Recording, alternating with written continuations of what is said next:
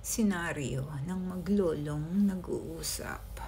Apo, edad 15 anyos. Hi Lolo, kumusta po kayo?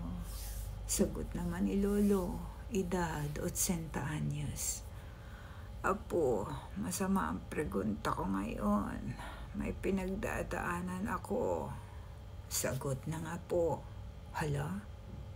Ay ating pag-usapan yan, Lolo, at nang ating masolusyonan ang problema mo.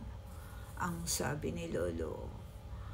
Apo, pakiwari ko mahirap itong solusyonan.